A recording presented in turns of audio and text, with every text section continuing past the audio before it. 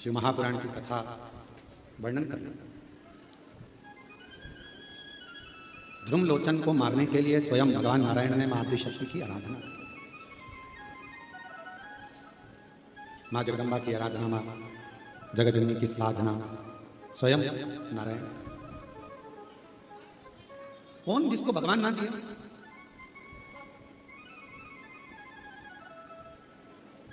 एक कथा आती है देवी भागवत में और शिव महापुराण में।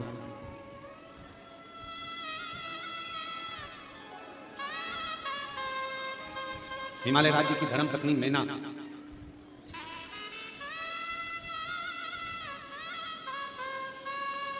नवरात्रि में 9 दिवस तक मां जगज्जननी आद्यशक्ति दुर्गा मां सती की आराधना करती।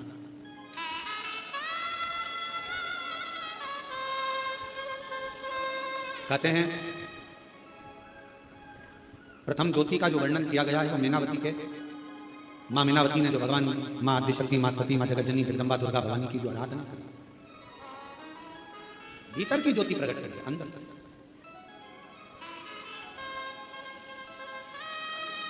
देवी भागवत में तो यहां तक वर्णन है कि शुक्ल पक्ष की अष्टमी के दिन से लेकर पूरे वर्ष तक मैनावती ने मां आदिशक्ति दुर्गा भवानी मां सती की आराधना करी। शुक्ल पक्ष की अष्टमी तक पूरे वर्ष। और जब एक वर्ष तक आराधना मैनावती करती रही मां जगज्जननी मां सती दुर्गा भवानी की, तो भी जब मां सती मां दुर्गा भवानी प्रकट नहीं हुई तो फिर आराधना वापिस शुक्ल पक्ष की अष्टमी।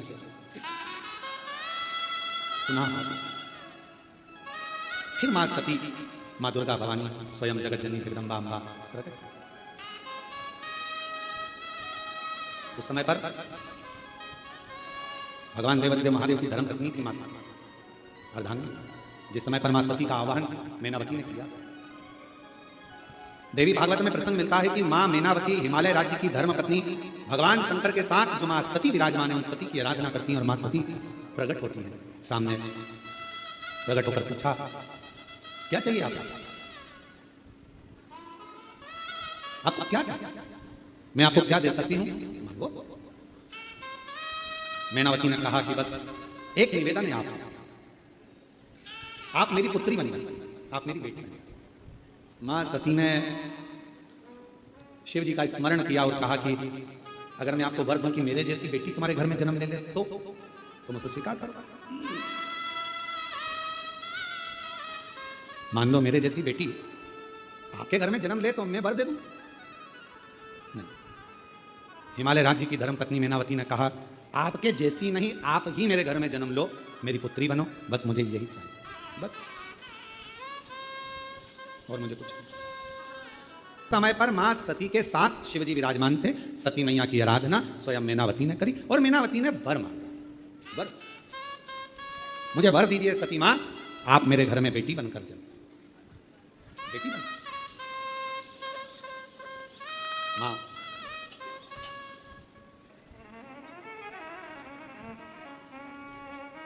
अब मां ने तुरंत कहा कि अगर मेरे जैसी कोई बेटी मिल जाए, मेरे जैसी कोई पुत्री आ जाए तुम्हारे घर में तो बात ना ना ना ना, मुझे तो आप ही चाहिए।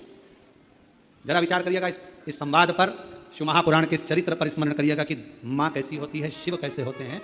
भगवान शंकर को मां सती ने उस समय पर स्मरण किया और मां सती ने कहा, माता सती ने मैनावती से कहा कि मैं वचन तो दूंगी पर पहले मैं शिव की आज्ञा लूं। मुझे बेटी के रूप में पाना है तो कोई साधारण बात नहीं हो सकती। सती जी ने कहा, मुझे पहले शंकर जी से पूछना पड़ेगा, भोले बाबा से मुझे पूछना पड़ेगा, क्योंकि तुम्हारे घर में अगर बेटी के रूप में जन्म लूंगी तो पहले मुझे ये सती का शरीर तो छोड़ना पड़ेगा ना। ये चोला छोड़ूंगी तब तो अगला चोला ओढ़ूंगी। अभी तो मैं दक्ष प्रजापति की बेटी हूं, अभी मैं माता प्रसूति की कन्या हूं, और जब तुम्हारी कन्या बनूंगी, तुम्हारी बेटी बनूंगी तो मुझे ये चोले को छोड़ना पड़ेगा। और इस चोले को छोड़ना कोई साधारण बात नहीं है। इस चोले को छोड़ना कोई साधारण बात नहीं है। इसको छोड़ने के लिए मुझे शिव की आज्ञा लेना पड़ेगी, शंकर की। आप तप में लगे रहो, मैं शिव से पूछूं। सती मैया गई भगवान देवादिदेव महादेव के पास में, भगवान शंकर के पास में और भगवान शिव जी के पास में जाकर मां सती बैठ गई। आज ओघरदानी का श्रृंगार मां सती कर रही और श्रृंगार मां सती सुंदर कनेर के पुष्प माता सती ने उठाए और सुंदर कनेर के पुष्पों से मां सती आज बाबा का जटा का श्रृंगार कर रही है। सुंदर चंद्र का श्रृंगार कर रही हैं, कर्ण का श्रृंगार कर रही हैं, गले का श्रृंगार कर रही हैं। श्रृंगार करते करते जब बाबा के हृदय स्थल पर एक कनेर का पुष्प स्पर्श किया, तब शिव जी का नेत्र खुल गया। शिव एक कनेर का पुष्प जब हृदय को स्पर्श किया, नेत्र खुले। कितना सुंदर कहा है। शिव महापुराण की कथा वर्णन करती है, यदि किसी भी अष्टमी तिथि को 12 महीने में शुक्ल पक्ष कृष्ण पक्ष की अष्टमी तिथि पड़ती है, यदि किसी भी अष्टमी तिथि को अगर किसी ने नियम बनाया 5 अष्टमी का, 8 अष्टमी का, 7 अष्टमी का, एक कनेर का पुष्प शिव जी के शिवलिंग को समर्पित करना, अशोक सुंदरी के स्पर्श करना, और जो जलाधारी होती है, जैसे ये शिवलिंग है, ये जलाधारी है, तो पहले शिवलिंग पर स्पर्श, फिर अशोक सुंदरी का स्पर्श, फिर जलाधारी पर कनेर का पुष्प शिव जी की ओर मुख कर कर, अर्थात जैसे मानो ये कनेर का पुष्प है, तो ऐसा शिवलिंग का स्पर्श करते हुए जलाधारी पर जो समर्पित करता है, भगवान शंकर उसके मन की कामना को पूर्ण जरूर करते हैं। एक कनेर का पुष्प मां श्रृंगार कर रही है, कनेर के पुष्प से माता सती श्रृंगार कर रही है। पहले जटा का श्रृंगार किया, बड़ा भगवान शंकर के हृदय पर जैसे ही वो पुष्प छुआ, भगवान के नेत्र सती मैया ने कनेर के पुष्प से जटा का श्रृंगार करा, कर्णों का श्रृंगार करा, गले का श्रृंगार करा, वही कनेर का पुष्प हृदय तक गया। माता सती ने जैसे स्पर्श कराया शिव जी के नेत्र को, सती क्या बात है, आज आप अचानक यहां, अचानक आपसे एक निवेदन करें आज शिव महापुराण के माध्यम से, जितने भी शिव भक्त कथा को सुन रहे हैं आस्था चैनल पर, फेसबुक, यूट्यूब पर, आपसे आज एक निवेदन करते हैं, करके देखिएगा। और रोज मंदिर जाते हो, रोज जल चढ़ाते हो, रोज झाड़ू पोछा भी लगाते हो, रोज तुम कुछ ना कुछ जो रोज करते हो ना, रोज प्रतिदिन जो करते हो, कभी कभी हफ्ते में, महीने में एक बार थोड़ा सा बदल कर कर देखो। थोड़ा रोज झाड़ू लगाते हो, पोछा लगाते हो, आज बाबा का थोड़ा श्रृंगार करो। रोज फूल लेकर जाते हो, बेलपत्र लेकर जाते हो, आज घर पे थोड़ा सा चंदन घिसो, थोड़ा चंदन। किसके लिए घिस रही हो? जम के बोलो जरा, अपने भोले बाबा। थोड़ा चंदन घिसो, वो नहीं, डब्बी मिलती है बाजार में, लोग आज अश्वगंध को ही चंदन समझ लेते हैं, और थोड़ा सा पानी में घोला और श्रृंगार करके पोत के बाबा को लगाकर आ गए। ना ना ना ना, ऐसा नहीं। थोड़ा 2 बूंद पानी डालकर थोड़ा सा फिर चंदन को धीरे धीरे घिस रहे हो। हाथ की चूड़ी की आवाज उस चंदन में जा रही है, अर्थात दिल से भी कह रहे हो, हाथ से भी कह रहे हो, और चूड़ियां भी कह रही हैं, बाबा आपके लिए तैयार करा गया। कभी कभी हम रोज नहीं करें, तुम्हारे पास टाइम नहीं है, हम जानते हैं तुम बहुत व्यस्त हो, इसलिए हम तुम्हारे को ज्यादा, आपने देखा होगा, पूरी कथा को उठाकर देख लीजिए, जितने साल की कथा उठाकर देखना है उतने साल की कथा उठाकर देखिए। आज तक हमने बहुत लंबा पूजन का कोई विधान नहीं बताया, हमने बहुत महंगा, बहुत सारा पैसा खर्चो ऐसा पूजन का विधान नहीं बताया। हमने प्रयास करा, तुम्हारे घर का लोटा और तुम्हारे घर का पानी और शंकर जी पे चढ़ गया और तुम निहाल हो गए, बस इतना ही। ज्यादा 2-4 घंटे तक तुम मंदिर में बैठ गए और भगवान को ना थोड़ा, और वो भी महीने में, हफ्ते में एक बार तुम जरा बदल कर देखो। कभी कभी एक काम करना कि घर से एक पुष्प में थोड़ा इत्र लगाकर ले जाना, और इत्र ले जाकर बाबा के उस पंखड़ियों को बाबा के ऊपर बिखेरना, श्रृंगार करना, कभी कुछ बदल कर, कभी थोड़ा सा। आज सती मैया ने जैसे ही कनेर का पुष्प का स्पर्श किया, शिव जी के नेत्र खुले। क्यों? रोज जल चढ़ता था, रोज श्रृंगार होता था, पर कनेर पुष्प से कभी माता सती ने हृदय का स्पर्श नहीं कराया था, जो आज करा दिया, बदल कर। शिव जी सती मांगो तुम्हें क्या चाहिए? सती जी ने कहा, बहुत विचित्र कथा है, थोड़ा ध्यान देना, यह कथा अभी तक इस पवित्र व्यासपीठ पर नहीं आई थी।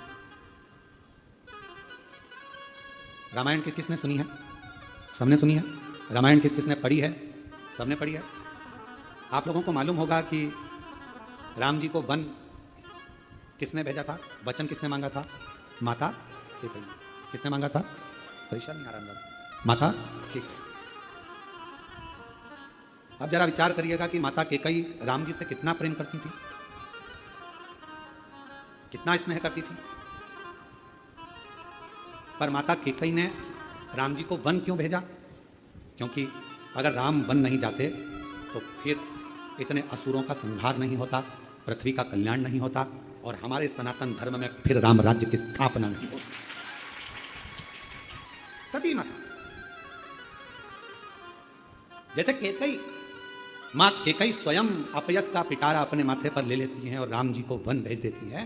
उसी तरह माँ सती, शिव जी कह रहे हैं मांगो तुम्हें क्या चाहिए। सती माता कहती हैं प्रभु बहुत बड़ी चीज मांग रही हूं आपसे, शायद किसी ने नहीं मांगा होगा जो मैं मांग, और मेरा विश्वास कहता है जो मैं मांग रही हूं वो जगत की प्रत्येक नारी खुद मांगती है, जो मैंने मांगा है आपसे।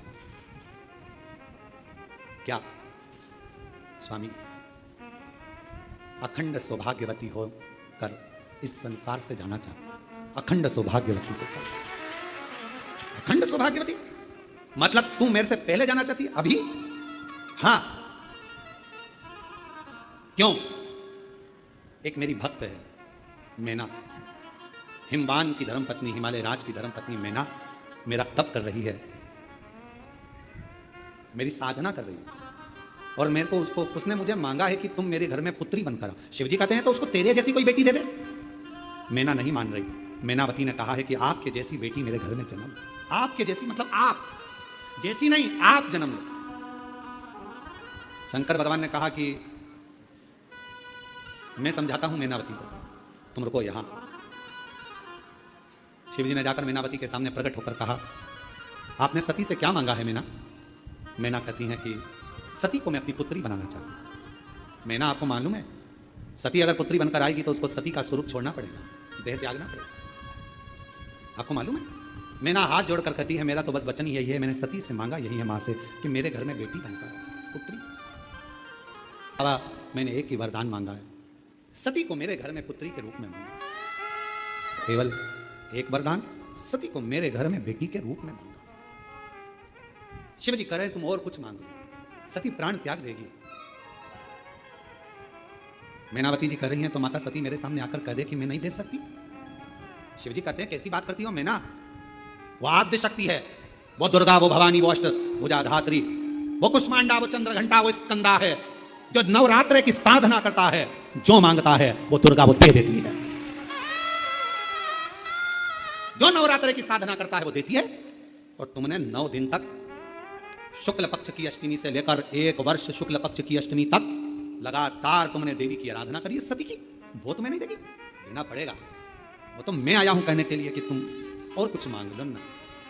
शिव जी ने समझाया, मैनावती नहीं मानी। मां सती आकर कह दे कि मैं नहीं दे सकती, मैं चली जाऊं, मैं जाऊंगी यहां से, बस कह दे आकर कि नहीं दे सकती। शिव आराधना का फल क्या है? क्या एक रात्रि में बाबा कृपा, आपका विश्वास, आपका भरोसा, आपकी क्यों ना, तेरी कृपा का क्या है भरोसा, कब किस पर हो जरा जरा वो करुणा सागर, वो दया सागर। शंकर भगवान कह रहे हैं ऐसा नहीं हो सकता कि वो मांगा और दे नहीं। शिव जी चले गए, शंकर भगवान चले गए। सती माता बैठी थी, भगवान शिव को निहार रही थी। शंकर भगवान ने देखा मां सती को तो कहा सती क्या चाहती हो? सती कहती हैं बाबा बस जो मैना ने मांगा है, जो मैनावती ने मांगा है वो तो मुझे देना ही पड़ेगा, देना। सती तुमको मालूम है तुम्हारे शरीर छूट जाएगा, तुमको मालूम है ये शरीर तुम्हारा छूट जाएगा। सती कहती हैं अगर अपने भक्त को कुछ देना है तो कुछ तो छोड़ना पड़ेगा, कुछ तो छोड़ना पड़ेगा।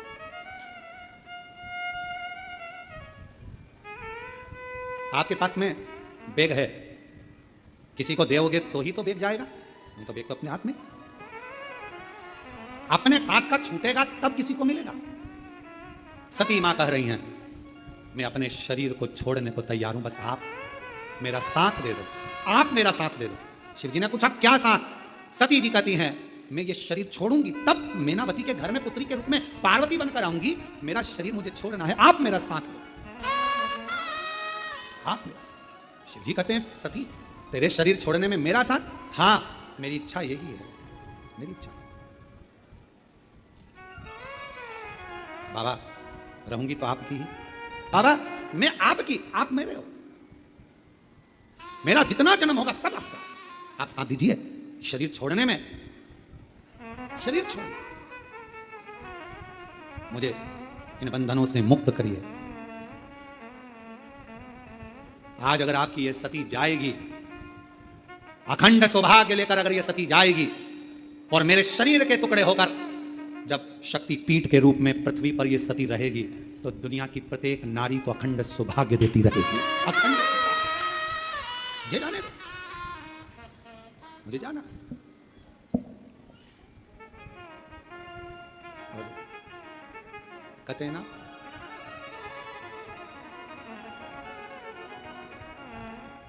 मैया की आराधना साधना, वो कहे जब मां देने पर आ जाती है तो अपने पास कुछ भी नहीं रखती है। जब मां देने पर आ जाती है अपने पास कुछ भी नहीं रखती है। और मेरी माता सती ने उसी समय पर मेनावती को वर दे दिया, तुम्हारे घर में पुत्री बनकर आऊंगी। मेनावती समझ नहीं पाई, मेनावती को समझ नहीं आया कि ये मांगा मैंने और मां सती तो अपने प्राणों को त्याग देगी मेरे घर में बेटी बनने के लिए, मेरे घर में पुत्री बनने के लिए, मैं बेटी बनकर आऊं। और एक छोटा सा स्वरूप बनकर वो पार्वती के रूप में उनके घर में आए। इतना बड़ा लीला रची है, देवादिदेव महादेव ने कथा सुनाने लगे, कथा सुनाने कर लेकर आ रहे थे और परीक्षा ले ली, सती का त्याग कर दिया। ये शिव जी की सारी लीला है, शंकर भगवान की पूरी लीला। और ये शिव जी की लीला है जो तुम यहां बैठकर कथा सुन रहे हो, तुम्हें कुछ देना होगा तो बुलाया। शिव जी की लीला है, शंकर भगवान की लीला है। शिव जी ने लीला रची माता सती के लिए और आखिरी में दक्ष प्रजापति के यज्ञ में सती माता जी पहुंच गई। कितना समझाया दधीची ऋषि ने, दक्ष प्रजापति को कितना समझाया पर मानने को तैयार नहीं हुए। एक कथा बहुत अच्छी, दधीची ऋषि और दक्ष प्रजापति, उसको कल की कथा मिलेगी, कल की कथा। और गई मां जगतजननी जगदम्बा अम्बा। ऐसा नहीं कि दक्ष प्रजापति के यज्ञ में लोग कहते हैं कि सती अकेली गई थी, पर कौन बताए सती के दिल में शिव बैठे थे तो यज्ञ पे पहुंचे। शिव महापुराण वर्णन करती है कि भगवान शंकर को चढ़ाया गया एक लोटा जल। माँ आदिशक्ति जगतजननी जगदम्बा दुर्गा भवानी माँ अष्टभुजा धात्री माँ अम्बा जगदम्बा की करी गई आराधना साधना कभी खाली नहीं जाती। 5 चीजें हैं जो भगवान शंकर की अविरल भक्ति से, भगवान शिव के भजन से, भगवान शंकर की पूजन से, भगवान शंकर के स्मरण से प्राप्त होती। थोड़ा सावधानी से सुनेंगे तो आपको मालूम पड़ेगा कि वो 5 चीजें कौन सी। पहले नंबर पर है भगवान शंकर को जल चढ़ाने वाले पर, भगवान शिव की भक्ति करने वालों पर शिव की ऐसी कृपा होती है, ऐसी करुणा होती है, ऐसी दया होती है कि उनका जो बुरा करने वाले होते हैं, जो उनको कष्ट देने वाले होते हैं, उनका जो बुरा करने वाले होते हैं, वो उनसे दूर होते चले जाते हैं, वो उनसे दूरी बना लेते हैं। आप नित्य भगवान शंकर को अगर एक लोटा जल चढ़ा रहे हो तो आपका बुरा करने वाला, आपको तकलीफ देने वाला, आपको कष्ट देने वाला आपसे दूर हो जाए, चाहे वो कितनी भी गलत विचार से, गलत सोच से, गलत दृष्टि से अगर वो जुड़ा हुआ है तो भी आपसे दूर हो। फिर शिव महापुराण की कथा कहती है कि जो भगवान शंकर को एक लोटा जल चढ़ाते हैं, भगवान शंकर की अविरल भक्ति करते हैं, भगवान शिव की पवित्र शिव महापुराण की कथा को श्रवण करते हैं या भगवान शंकर के मंदिर में जाकर शिव जी की आराधना करते हैं, उनकी जिंदगी में जब जब, उनके जीवन में जब जब धन की कमी पड़ती है, उनके जीवन में जब जब संपदा की कमी पड़ती है, उनके जीवन में जब जब पैसे की कमी पड़ती है, आप अगर शिव जी को जल चढ़ा रहे हो, पूजन कर रहे हो, अर्चना कर रहे हो, आराधना कर रहे हो, साधना कर रहे हो, तो आपके जीवन में कभी भगवान धन की कमी नहीं आने देता। एक लोटा जल चढ़ाने वाले पर शिव कृपा करता है, संपदा देता है।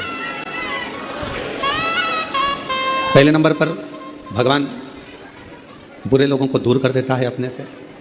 दूसरे नंबर पर संपदा धन की कमी नहीं आने देता। तीसरे नंबर पर जब भी आपकी निगाह में सोने पर, रात्रि में, दिन में कभी भी सोए और अच्छी नींद में हो गए तो ऐसा कोई स्वप्न नहीं है जिस स्वप्न में भगवान शंकर आपके नहीं आता हो। शिव स्वप्न में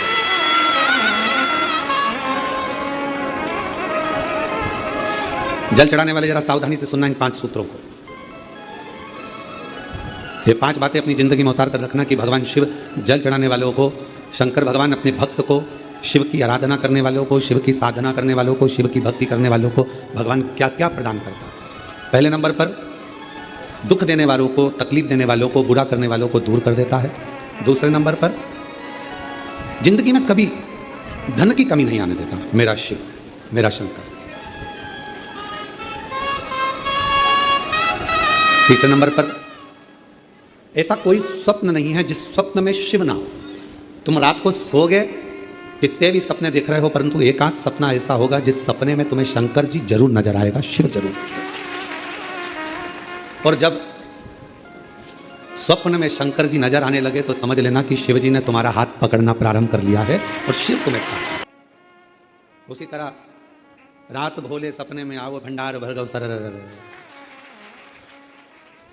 जब उस स्वप्न में दिखने लगे, जब उस स्वप्न में नजर आने लगे, जब उसका स्वप्न में आगमन होने लगे, समझ लेना कि मेरे भोले बाबा, मेरे शंभू, मेरे त्रिकालदर्शी, मेरे कैलाशी अविनाशी शंकर भगवान ने आपका हाथ पकड़ लिया।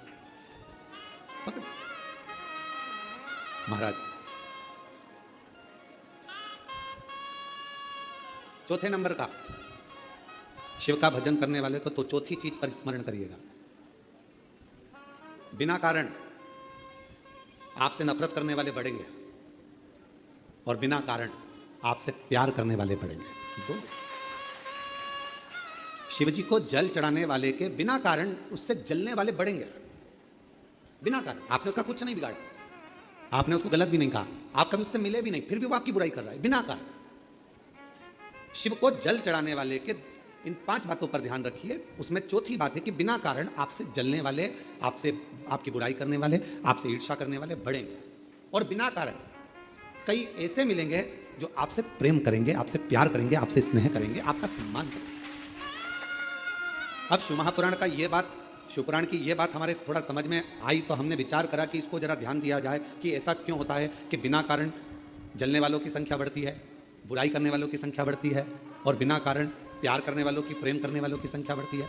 तो समझ में ये आया कि आपकी जब प्रसिद्धि होने लगती है, आप जब मंदिर जाने लगते हो, लोटा भर के जल चढ़ाने लगते हो, लोग आपको जी जी जी जी जी जी कहकर पुकारने लगते हैं, जीजा जी कहकर आपको सम्मान करने लगते हैं। आपके बिना मंदिर में कोई काम नहीं होता, भजन हो रहे हैं तो आपको बुला रहे हैं, कोई काम हो रहा है तो आपको बुला रहे हैं और भगवान धीरे धीरे आपको धन वैभव देना चालू करता है, तो जलने वालों की संख्या तो अपने आप बढ़ना प्रारंभ होता है।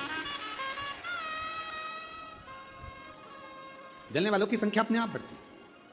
तो चौथे नंबर की जो बात शिव पुराण में कही गई कि बिना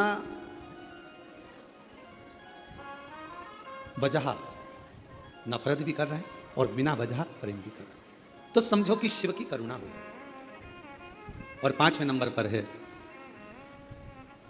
आपका कोई काम है, आपका कोई कार्य है और वो धीरे धीरे पूर्ण होने लगे, आज नहीं तो कल, कल नहीं तो परसों, पर धीरे धीरे 15 दिन में, 1 महीने में, 3 महीने में, 6 महीने में बाबा आपके कार्य को पूर्ण करने लगे, तो समझ लो कि शिव जी ने करुणा करना प्रारंभ। ये 5 सूत्र है। शिव भक्त को शिव भक्ति के ये 5 क्रम बताए गए हैं। पहले नंबर पर बुरे लोग दूर हो जाएंगे, बेकार लोग आपसे दूर हो जाएंगे। दूसरे नंबर पर धन बढ़ने लगेगा, संपदा, जब जरूरत पड़ी, तुम्हारे ऊपर कष्ट आया, पैसे की जरूरत पड़ी, तब बाबा आकर दे जाए, व्यवस्था कर दे। तीसरे नंबर पर सपने में शिव दिखने लगेंगे और चौथे नंबर पर बिना कारण लोग नफरत करेंगे, ईर्ष्या करेंगे और बिना कारण लोग बोलो प्रेम करेंगे, प्यार करेंगे, स्नेह करेंगे। और 5वें नंबर पर है कार्य पूर्ण होना प्रारंभ हो। और मैंने तेरे ही भरोसे बाबा, तेरे ही भरोसे, ये शिव अपने भक्त को दे रहा। ये मेरे ओघड़दानी, मेरे शंभू, मेरे शंकर, मेरे त्रिकालदर्शी, मेरे कैलाशी, मेरे अविनाशी, मेरे शिव, ये आपको दे रहा।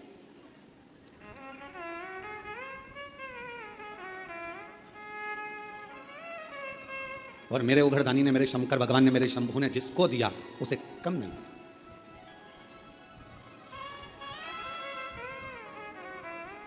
कितनी कीमती दुनिया की सबसे ज्यादा कीमत वाली मानव देह शरीर तुमको मिला। देवता भी तरसते हैं इस मानव शरीर के लिए कि हम इस मानव शरीर में जाएंगे, भजन करेंगे, कीर्तन करेंगे, मंत्र जाप करेंगे, नाम जाप करेंगे और फिर मुक्त हो जाएंगे। देवता तरसते हैं मानव शरीर के लिए और मानव ऐसा है कि वो तरसता है वैकुंठ जाने के लिए। अरे भाई मरोगे तो कहीं ना कहीं तो जाओगे ही, चाहे बैकुंठ जाओगे, चाहे गोलोक धाम जाओगे, चाहे स्वर्ग जाओगे, चाहे नरक जाओगे, कहीं ना कहीं तो जाओ। पर इस मानव शरीर जो मिला है, मनुष्य का देह मिला है, मानव शरीर जो प्राप्त हुआ है, मानव का जो देह मिला है, इसको व्यर्थ तो मत गवा। बड़ी मुश्किल से तो ये शरीर मिला है, और अगर बड़ी मुश्किल से मिला हुआ है, जिसको देवता तरस रहे, बड़ी मुश्किल से तो ये शरीर मिला है, और अगर बड़ी मुश्किल से मिला हुआ है, जिसको देवता तरस रहे, देवता जिस शरीर को पाने के लिए तरस रहे हैं, वो मानव शरीर कितना कीमती, करोड़ों का ये मानव शरीर आपको प्राप्त हुआ है, और ये शरीर ऐसे ही गवा दिया, ऐसे ही चले गया, तो व्यर्थ जीवन। कई बेटे बेटी कहते हैं गुरुजी हम बहुत परेशान हो गए, हम बड़े कष्ट में हो गए।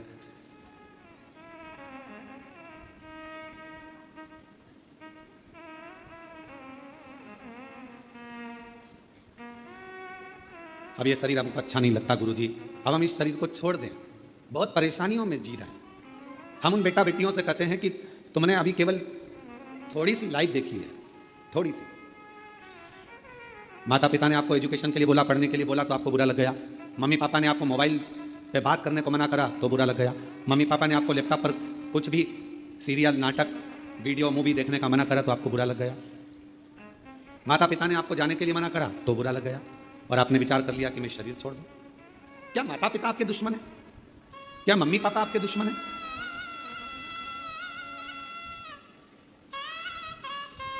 माता पिता कभी किसी के दुश्मन नहीं होते। वो चाहते हैं कि जो जिंदगी हमने निकाली है कष्ट में, जो जिंदगी हमने निकाली है परेशानियों में, कष्ट में, तकलीफों में, दुख में, हमारे बच्चे, हमारे बेटा, हमारी बेटी वो जिंदगी ना निकाले, इसलिए माता पिता उनको टोकते हैं, बार बार रोकते हैं, बार बार रोकते हैं।